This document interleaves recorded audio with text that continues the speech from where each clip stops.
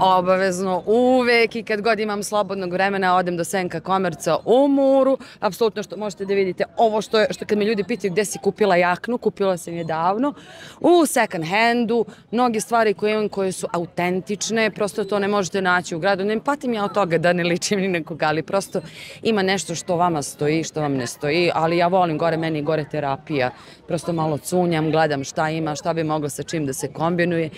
Nemam puno stvari, ali i kad odem gore i nije mi žao jer to stvarno jeftino platim i onda nemam onog nagomilavanja odeće kuće, žao mi ovo, žao mi ono. Kad iznosim stavim pored kontejnera, možda nekom drugom zatreba, uvek svake godine promenimo malo, što kažemo, promenimo taj ormar, tako da mi je to fenomenalno. Meni je to lično fenomenalno. Ima neko ko ne podnosi, neko ko voli a krije i sve je to normalno, ali dok god su ljudi srećni, ja sam uvek gore presrećena.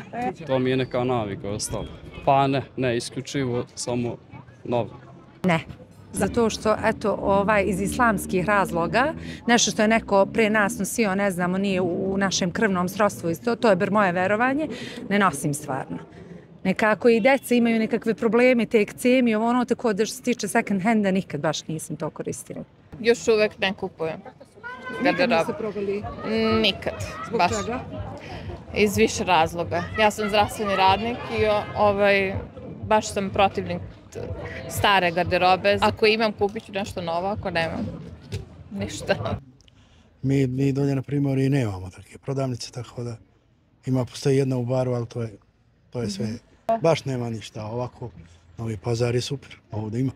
Imaju bar, imaju budu, ali ovdje je. Odakle ste vi? Ovdje iz Petrovca. Ja sam malo starija osoba i ne interesuje me, a i ne kupujem stvar. Zašto? Pa, nemam auto da idem gore daleko i tako.